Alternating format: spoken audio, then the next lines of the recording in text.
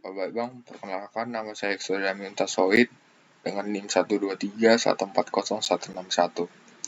Di sini saya akan menjelaskan tugas 5 stack dan queue dari kelas RB. Di sini disuruh untuk membuat program yang menggunakan stack untuk mengonversikan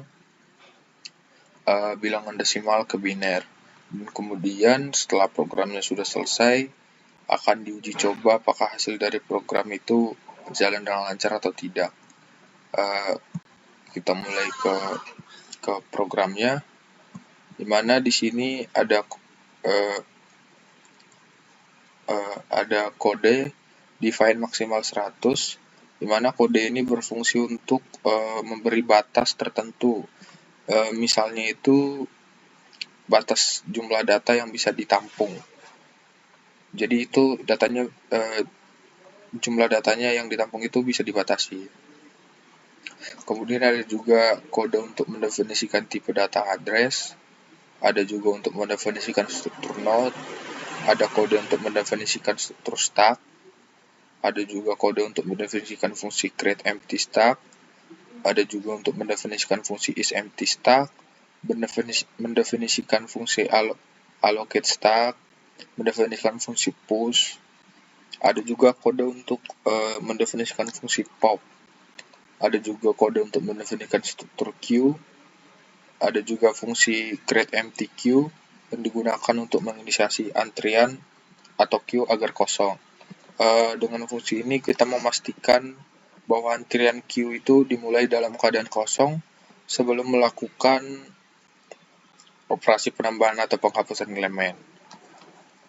Kemudian ada juga kode untuk mendefinisikan fungsi isEmpty queue. Kemudian ada juga kode untuk menjelaskan untuk fungsi enq, yang dimana kode ini digunakan untuk menambahkan elemen baru ke dalam antrian. Fungsi ini mengimplementasikan operasi enq yang menambahkan elemen ke antrian dengan mempertahankan urutan elemen. Jadi urutannya itu dipertahanin. Kemudian di sini ada juga fungsi display queue yang digunakan untuk menampilkan semua elemen dalam antrian. Di mana fungsi ini memberikan cara melihat semua elemen dalam antrian secara berurutan. Jadi dia itu berurutan dari yang terdepan sampai yang paling belakang gitu. Kemudian di sini ada juga kode untuk mendefinisikan fungsi decimal to binary. Fungsi ini fungsinya itu untuk menyimpan digit binar dari bilangan desimal dalam urutan terbalik di dalam stack.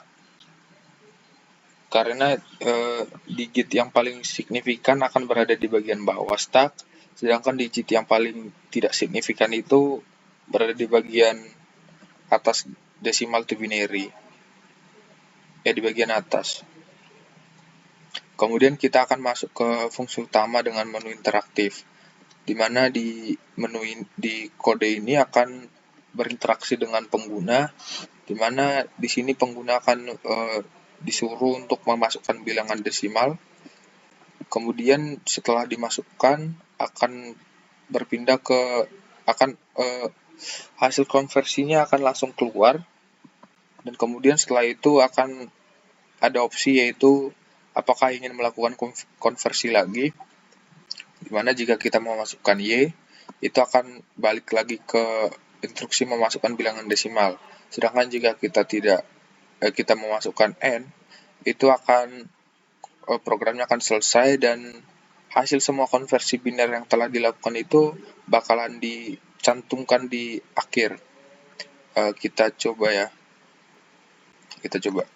Saya tadi udah coba, kemudian kita coba lagi.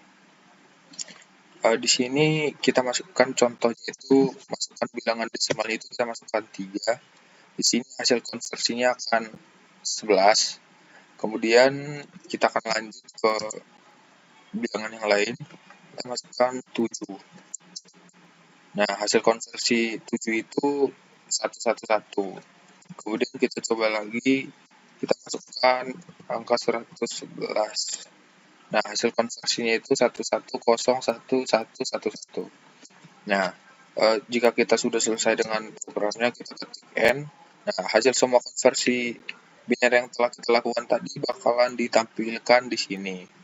Nah, sesuai dengan instruksi yang tadi itu, kita akan menguji apakah hasil dari program yang kita buat itu tadi berjalan dengan lancar atau tidak. Dimana di sini saya akan menggunakan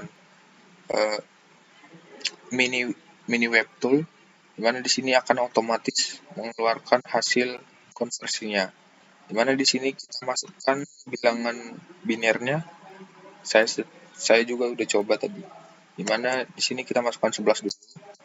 Dimana hasil konversi dari biner 11 itu 3 sesuai dengan kode kita yang kita masukkan tadi.